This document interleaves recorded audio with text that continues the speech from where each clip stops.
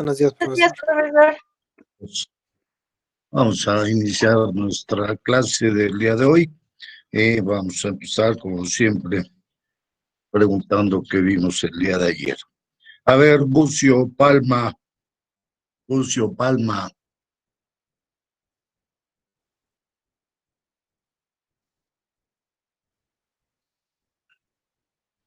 Presente, profesor. ¿Qué vimos el día de ayer? Lo que vimos el día de ayer, lo que vimos el día de ayer fue el tema de la flagrancia y caso urgente. Sí. O sea, cuando en su puesto se podrá detener a una persona sin orden judicial en caso de flagrancia. O sea, ahí establecimos unos puntos. Oye, Bucio. Que podría decir que la persona es detenida en el momento de estar. Sí. ¿Perdón? Digo, es con L, flagrancia, no Perdón, no fragancia, ¿sí? Que yo te entendí, fragancia, es flagrancia. No, sí. Dije la flagrancia. Ah, ok. Entonces. No, flagrancia, por eso. El sonido sí. Está mal. Ok. Continúa. No, a lo mejor es porque lo dije rápido. Pero es la flagrancia. Okay. Está bien, sí. Ok. Sí. Sí, ¿qué más? ¿Qué más, Bucio? Ok, está bien. Que la persona es detenida en el momento de estar cometiendo el delito. Sí. Sí, brother. Vimos el tema de la flagrancia. Sí. Sí, no sé si me escucha. Sí, entrecortado, pero te escucho. Sí, dime. Ah, ok. Sí. Y también cuando vimos lo que viene siendo, estábamos viendo la flagrancia y caso urgente. Sí. También vimos la detención en caso de la flagrancia, la verificación de flagrancia del Ministerio Público. Sí. Y ahí nos dice que en casos de flagrancia, el Ministerio Público deberá examinar las condiciones en las que se realizó la detención inmediatamente después de que la persona sea puesta a su disposición. También vimos supuesto de caso urgente, que ahí igual está diciendo que solo en casos urgentes el Ministerio Público podrá, bajo su responsabilidad y fundado y expresando los datos de prueba que motiven su predecir. Ahí dice que ordenar la detención de una persona siempre y cuando concurran los siguientes supuestos. Y nos explica los supuestos que debe de ser para detener una persona. Y ya me parece que esos son los únicos temas que vimos, profesor. Okay. A ver, García. Soy yo. Sí, ¿qué más vimos? Pues nada, agregar que de igual manera vimos lo de la flagrancia, que es cuando se captura el acto ilícito justo en el momento en el que se está cometiendo. Hay supuestos, bueno, tal cual vimos los supuestos de flagrancia, que fueron 3, la persona detenida en el momento está cometiendo el delito, como tal lo dije. Sí. También se lleva al punto en el que ya se está cometiendo el delito, pero no ha llegado al punto en donde, o sea, está como en el camino. También la persona señalada como víctima o ofendido puede ser perseguida por algún testigo. Sí. La detención de la flagrancia se puede dar como, ya sea el policía auxiliar o policía de investigación, tengo entendido. Sí. Y pues hasta ahí llegaron mis apuntes. Ok.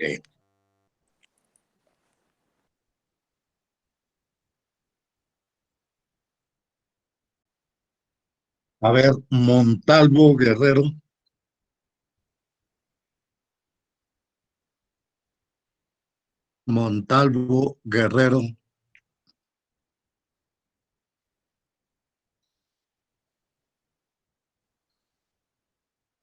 ¿No está Montalvo Guerrero?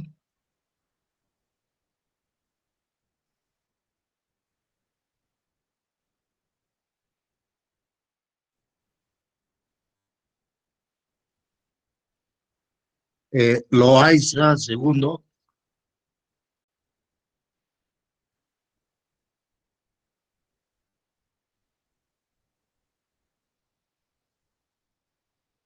¿No está Loaiza, segundo? Sí, sí, profesor, estoy aquí. ¿Qué más vimos? Bueno, para completar, pues sí vimos lo de la flagrancia y caso urgente. ¿Cómo se llama el proceso? Bueno, ¿cómo sí se lleva el proceso para lo que es la detención? Cuando, bueno, que la flagrancia, perdón, es cuando se detiene a la persona en el momento de cometer el delito.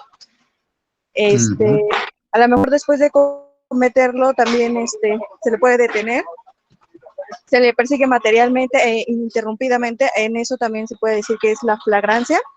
Sí. Bueno, en los casos urgentes es cuando cuando es señalada por la víctima o el testigo. También hablamos sobre cuando se trata de un delito que se considera urgente, también ahí. No es delito urgente, delito grave. Delito grave, sí, perdón. Que se le tiene que, bueno, cuando se detiene a la persona, se le tiene que entregar inmediatamente a la autoridad más próxima, y en eso, pues se puede decir que más pronto al Ministerio Público. Igual lo de seguridad pública, igual a lo que están obligados a detener a los que cometan el delito flagrante, que cuando se la tiene que inspeccionar para ver si en verdad él fue el que cometió el delito, y se tienen que seguir todos esos procesos, y si no se encuentran pruebas para bueno, para el imputado no se le encuentran pruebas, entonces se le va a dar la inmediata libertad. ¿Qué más? Sí. Que sí, ¿qué más? También vimos lo de la detención de flagrancia, que son por querella, por parte de la, de la parte ofendida. Se le concederán en el momento en el que se le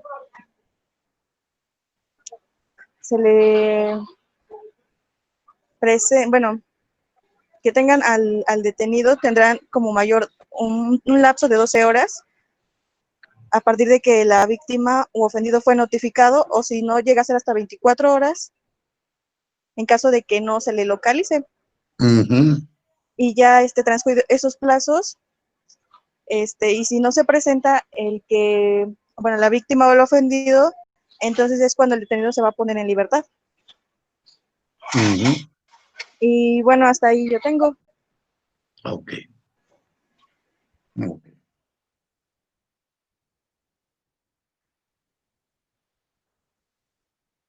A ver, Roldán García. Sí, profesor. ¿Qué más vimos?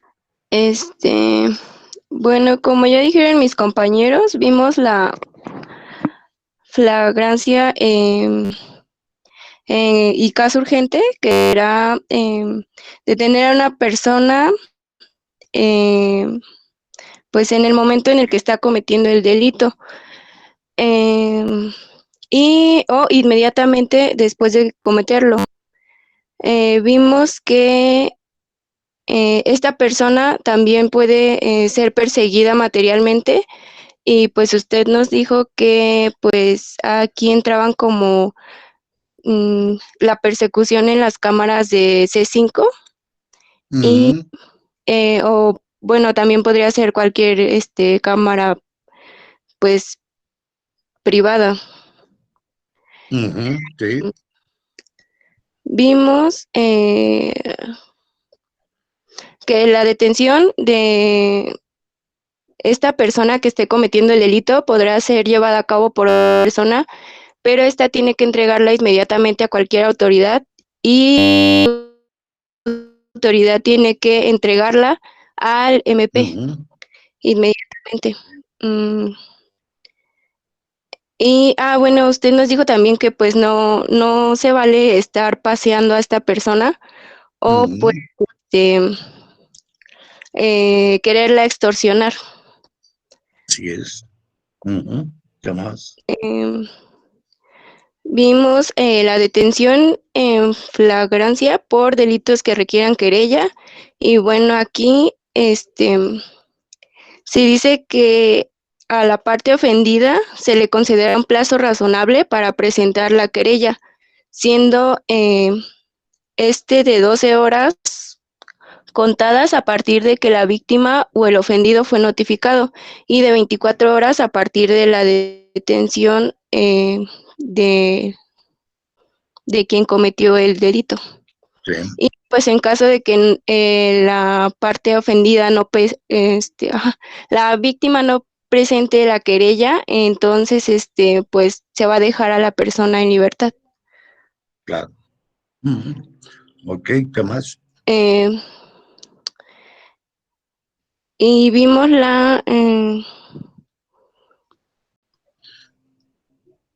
pues hasta ahí tengo mis apuntes. Ok, muchas gracias, Sí. Carla. ¿Alguna duda, pregunta, inquietud? ¿Alguien que quiera aportar algo, intervenir?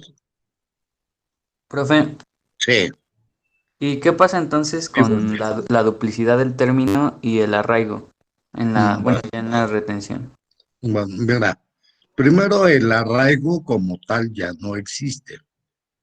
Y primero no lo regula ya la ley, ¿sí? Ya lo vamos a ver más adelante. ¿Por qué razón no existe ni debe de existir? ¿Sí? Por lo siguiente. Eh, Primero, mira, anteriormente se establecía tanto en la Constitución, antes de la reforma del sistema de justicia penal, y en el anterior Código de Procedimientos Penales, se hablaba de la figura del arraigo para los efectos de la investigación en los delitos relacionados con la delincuencia organizada.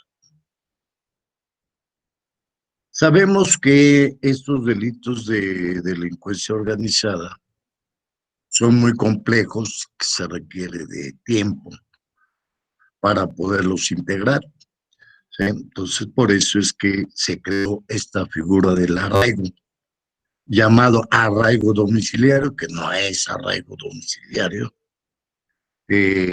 sino es un arraigo en locales o lugares especiales que tiene la autoridad, esto es el ministro público, para tales efectos. Bueno, cuando se trataba de delitos de delincuencia organizada y que antes el ministro público tenía 72 horas para integrar la investigación, y si no la integraba tenía que dejar en libertad o bien cocinar. Como en estos delitos de delincuencia organizada es complejo, se tienen que acreditar muchos elementos.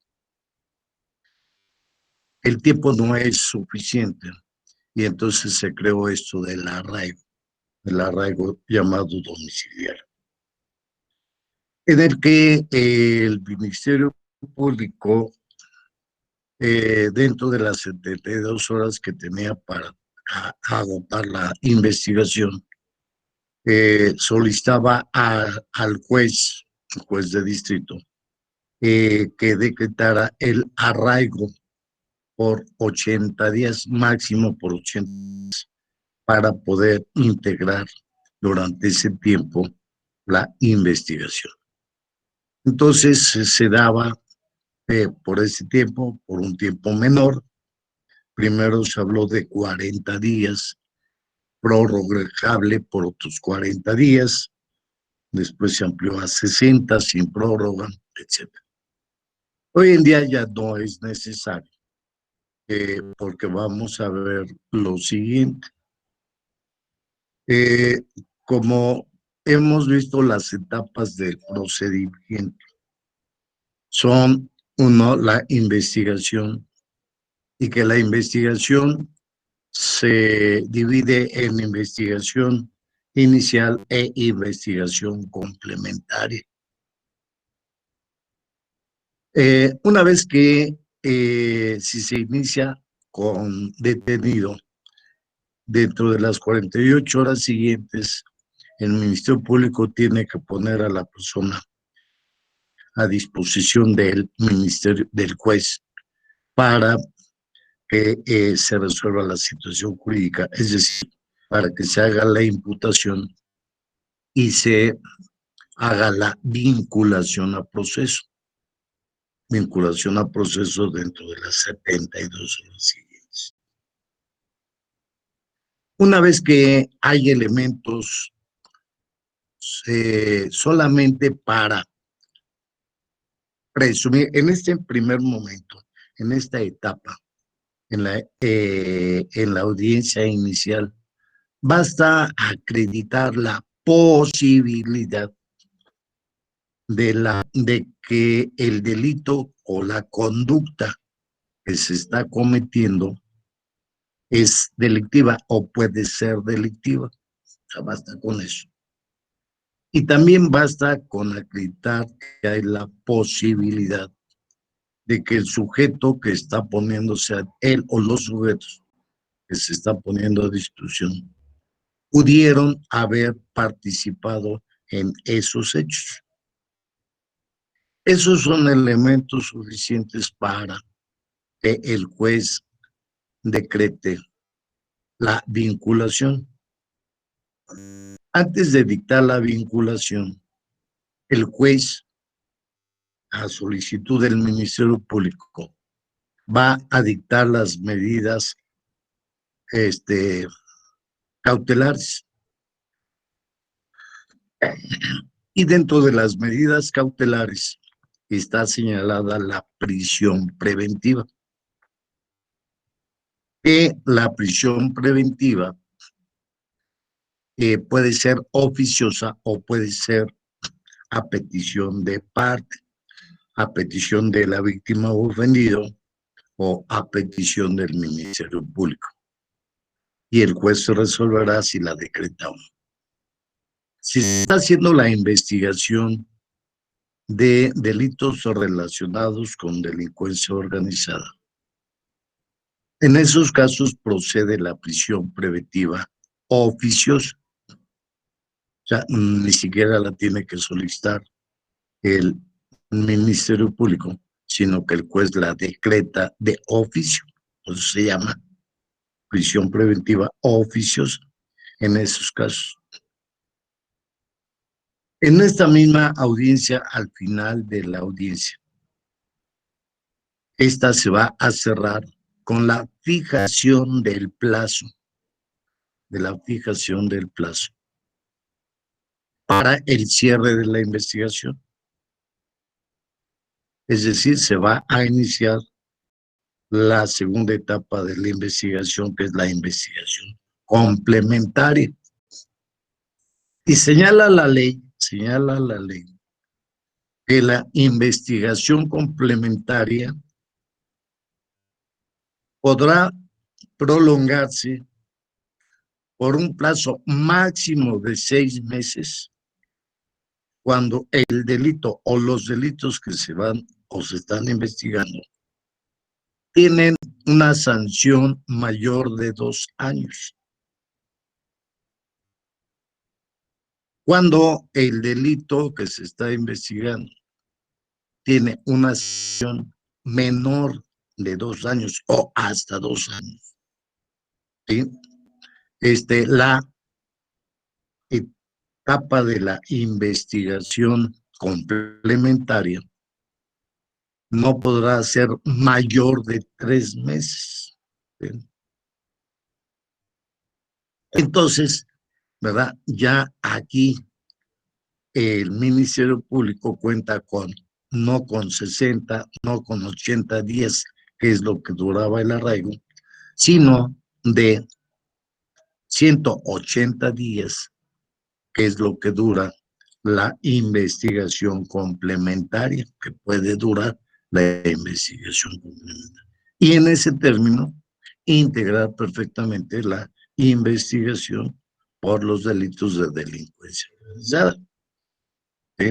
O aquellos delitos que tengan señalada como medida cautelar la prisión preventiva oficiosa.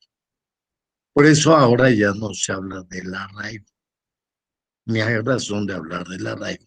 Sí cuenta el Ministerio Público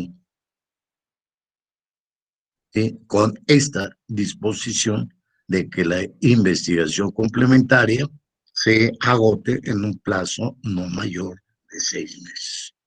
Entonces, eso es lo que ahora. Por eso es que ya no podemos hablar ni debemos hablar de el arraigo. Cierto es que hay algunas corrientes que pretenden hoy en día incluir dentro de la ley, tanto en la Constitución como en el Código Nacional, meter nuevamente la figura del arraigo. Yo no le veo razón alguna para poderla meter nuevamente si ya tenemos con este plazo para la investigación complementaria. ¿Bien? Entonces, la cosa, no sé si con esto se aclara tu duda, Héctor. Sí, profe. Gracias. ¿Cuál fue tu otra pregunta que se me pasó? Eso fue lo del arraigo. La otra que me decías. Bueno, es que había leído algo que se llamaba duplicidad del término. Ah, la duplicidad. Esa sí existe. Esa sí está contemplada en la ley, tanto para el Ministerio Público como para el juez. ¿Sí? La ley señala, el Código Nacional de Procedimientos Penales, habla que el término que tiene el Ministerio Público para poner a disposición del juez al detenido, a la persona que le es presentada por la comisión de un delito, es de 48 horas. Pero la ley señala que cuando se trata de delitos relacionados con delincuencia organizada, el Ministerio Público puede solicitar la duplicidad del tiempo para esos efectos, para poder integrar bien y tratarse de delitos relacionados con delincuencia organizada. Este es un derecho del Ministerio Público en estos casos. También tenemos que en la audiencia inicial para la vinculación, el juez cuenta con un plazo de 72 horas para dictar el auto de vinculación o de no vinculación. Y aquí se establece también el término de duplicidad del plazo. Pero este término es un derecho del imputado o de su defensor y que se le otorga con el objeto de poder aportar pruebas dentro del término constitucional para demostrar o tratar de demostrar su no participación en el delito, ¿sí? Es decir, para fundamentar que se dicte un auto de no vinculación. Entonces es un derecho que se le otorga al indiciado, al inculpado o a su defensor, ¿sí? En la práctica ha sido mal utilizado. Siempre se ha mal utilizado en ese sentido. Porque en la práctica, luego el personal del juzgado, sobre todo cuando es puesto el inculpado es puesto a disposición del juez en viernes o sábado, sobre todo en viernes. Le piden al defensor o le piden al imputado que solicite la duplicidad del término. ¿Con qué objeto? Pues si tiene 72 horas para resolver, entonces tendrían que quedarse sábado y domingo a trabajar, ¿sí? Para resolver, ¿sí? Para resolver, para dictar el auto de vinculación o no vinculación. Y entonces, si piden la duplicidad, entonces en vez de que el plazo se venza el domingo, ¿verdad? Se va a vencer hasta el miércoles. Y entonces, bueno, ya gozan de su sábado y domingo tranquilamente. Y ya el lunes se regresan con más ganas de trabajar, y el lunes y martes se dedican a resolver el asunto, a dictar el auto de vínculos. Eso es lo que en la práctica se da. La ley señala que es un derecho del imputado para, como se dice, mejor proveer, para una mejor defensa, ¿sí? Pero, como les digo, en la práctica se hace, y basta con que diga el imputado: pido la duplicidad de término para que se dé. No, espérate, debes de justificarla, debería de justificarse. ¿Para qué quieres la duplicidad? Nomás porque sí. Ah, ¿quieres quedarte 3 días más detenido? Ah, pues quédate detenido, ¿no? Como dicen, pues, quien quiere quedarse más tiempo en la cárcel, lo quiere, pues se le da gusto, ¿sí? Entonces, bueno, pues, se da esa situación en la práctica. ¿Sí? O bien, pues si está gozando de la libertad, pues le da lo mismo que se dicte en domingo, que incluso también dice: no, pues así no tengo que venir el domingo a notificarme del auto de vinculación o no vinculación. Me puedo ir a pasear tranquilamente el domingo, ¿sí? Entonces, bueno, también ese es otro de los aspectos.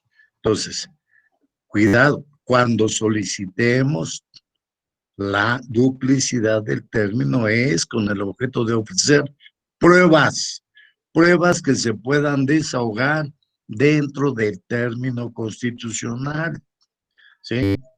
No vamos a pedir, por ejemplo, para que se desahogue una pericial que requiere de días o meses para poderse llevar a cabo, ¿no? Eso no es,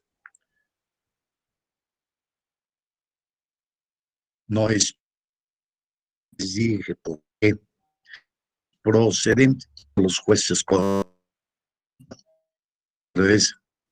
pero es y lo concede la duplicidad del término, ha hecho mal uso de la duplicidad del término. ¿Queda entendido? ¿Queda tu duda, Héctor? Sí, profe, gracias. Okay. ¿Alguna otra duda, pregunta, inquietud?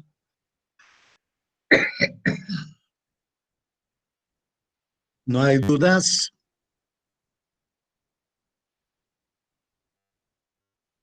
No, profe. ¿No? Ok, bueno. No, profe. Entonces, sí, vamos a continuar con el siguiente tema. Les voy a compartir mi pantalla para continuar.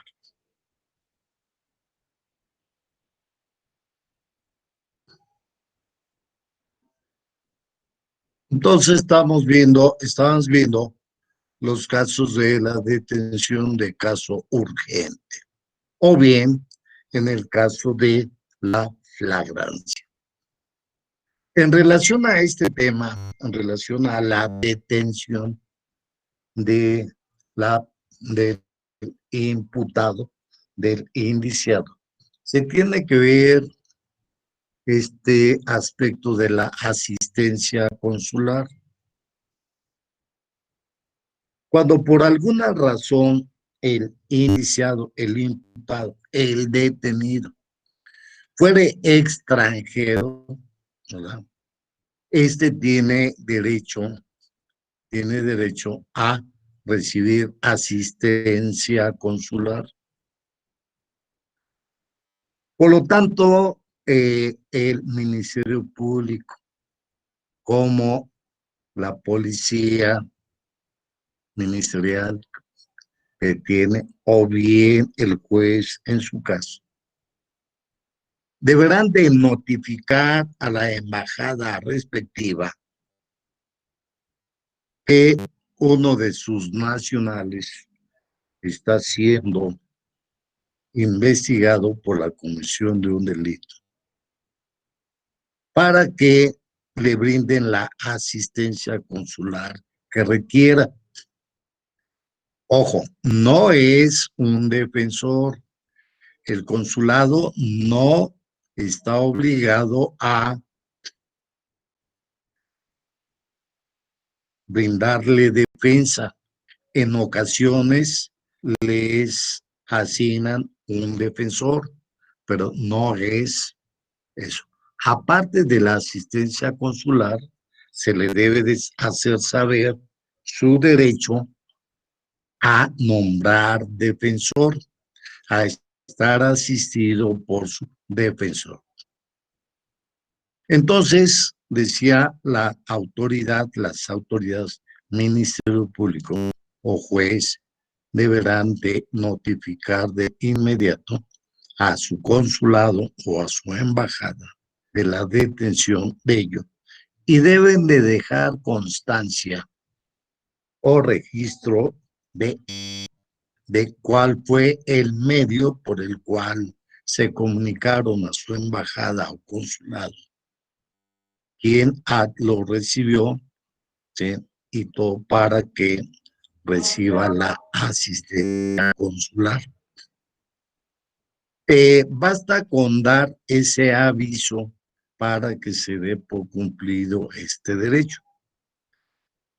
Si la embajada manda o no a algún representante, bueno, ese ya será problema de la embajada. En la práctica, normalmente, a la brevedad posible, le mandan un asesor consular, que tomará los datos necesarios y que, si es necesario comunicarse a su país con sus familiares, pues lo hará de esa manera y darle ese auxilio consular, nada más. Lo mismo cuando se ha puesto a disposición del juez. El juez también tendrá que verificar que se haya cumplido con este derecho del detenido de que reciba asistencia consular, ¿sí? Entonces, y lo mismo, a él se le podrá permitir, al indiciado, que él directamente se comunique con su consulado o embajada solicitando su asistencia. Entonces, sí es un requisito que debe de cumplirse en ese sentido, de que reciba asistencia consular, no se le niegue este derecho. Aquí cabe la pena recordar, seguramente ustedes supieron del caso de la francesa Florence Cassés, que estuvo siendo procesada por el delito de secuestro, entre otros, ¿sí? Y que una de las razones por las que se le liberó son político, de las razones que se dijo, aparte de las razones de índole, razones jurídicas, el debido a haberle dado, entre otras cosas, la asistencia consular. Si nosotros a los ministerios públicos, sea como policías de investigación o como jueces, pues debemos de estar pendientes de que se le dé ese derecho al extranjero y que pida y se le otorgue la asistencia. De igual manera, como defensores, tenemos nosotros que estar al pendiente y velar también porque al detenido extranjero se le dé su asistencia consular. Aparte de que, si es el caso, también esté asistido por un intérprete o traductor, más bien con un traductor, ¿sí? Ya sea de su confianza, un agente de su confianza o un perito traductor oficial. Entonces, bueno, se da este derecho en el caso de la detención de extranjeros. ¿Dudas, preguntas, inquietudes? No, profesor. ¿Bien? ¿Alguien más? ¿Alguna otra duda? ¿No? No, profe. No, profesor. No, profesor, gracias. Otro aspecto que debemos de tener presente en este momento, es decir, en el momento de la detención, que goza de ciertos derechos. Toda persona detenida goza de ciertos derechos al momento de su detención, que debemos de tener presentes y que como defensores debemos de velar por ellos, porque se le respeten y que como autoridades nosotros tendríamos que velar por su cumplimiento y darle cumplimiento en su momento. ¿Okay? Entonces vemos que estos derechos, dice la autoridad, cuando ejecuta en caso de flagrante delito, caso urgente, o bien en el caso de que se haya librado una orden de aprehensión, en ese momento se le va a detener, ¿sí? Entonces se le deben de hacer saber esos derechos, o cuando menos se le deben de respetar. Uno de ellos es el derecho a informar a alguien de su detención. Es decir, el detenido tiene el derecho, ya lo vimos, de comunicarse con un familiar, un amigo, ¿sí? Algún conocido, a alguien, ¿verdad? Para que sepa su familia que está siendo detenido. Y de ser posible, a dónde va a ser puesto a disposición.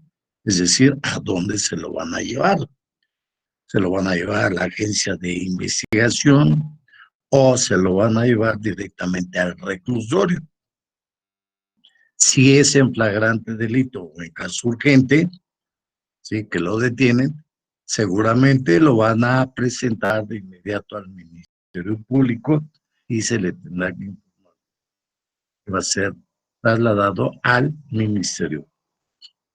Si es la detención producto de una orden de aprehensión, se le tendrá que decir que va a ser trasladado al reclusorio correspondiente, que es donde se encuentra el juez de control que libró la orden de aprehensión, que puede ser el reclusorio norte, el reclusorio sur o reclusorio oriente. Entonces, sí, él debe de informarle. Lo mismo, el derecho a consultar en privado a su defensor. Primero se le hace saber que tiene derecho a tener defensor, a nombrar un defensor, y que si no lo tiene, se le designará uno de oficio. Y también que antes de cualquier cosa, antes de declarar, él tiene derecho a entrevistarse con su abogado, con su defensor, para que éste lo asesore, ¿sí? Para que lo asesore, le oriente, ¿sí? Entonces, por eso se puede reunir en privado. Luego, tercer derecho, el derecho a recibir una notificación escrita que establezca los derechos, ¿sí?, anteriores y las medidas que se deben tomar para obtener su asesoría legal, ¿sí? Entonces, se le da cuando está ante el Ministerio Público, se le da una hoja que tiene impresos todos sus derechos, a los que ya hemos hecho mención, para que la lea y para que la firme. También tiene derecho a ser colocada en una celda en condiciones dignas con acceso a aseo personal. Es decir, debe ser una celda en la que tenga baño y, de ser posible, tenga también regadera para su aseo personal, no solamente para sus necesidades primarias, ¿sí?, como ir a defecar o ir a orinar, sino también para poderse lavar las manos, la cara, la cabeza o bañarse. Derecho a no estar detenido desnudo o en prendas íntimas. Si por alguna razón al momento de su detención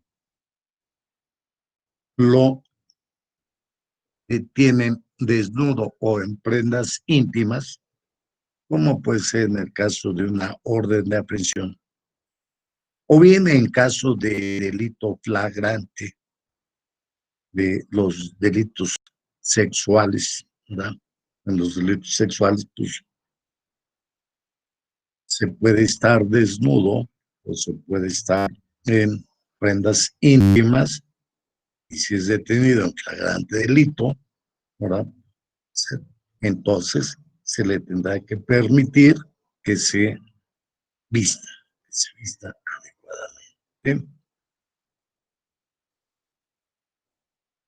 Lo mismo cuando por fines de la investigación sea necesario que éste entregue sus ropas, por ejemplo, porque estén manchadas con sangre o con fluidos corporales, se le podrá solicitar sus prendas, ¿sí?, ropas, para que sean analizadas en el laboratorio.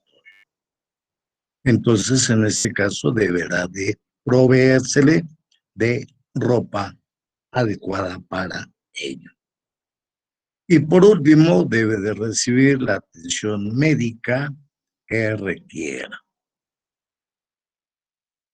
¿sí?, sea psicológica, o sea física, ¿sí?, de un médico legista, un psiquiatra o un psicólogo, también deberá de recibir la atención que requiere. Entonces, son los derechos que tiene toda persona al momento de ser detenida. ¿Okay? ¿Dudas, preguntas, inquietudes?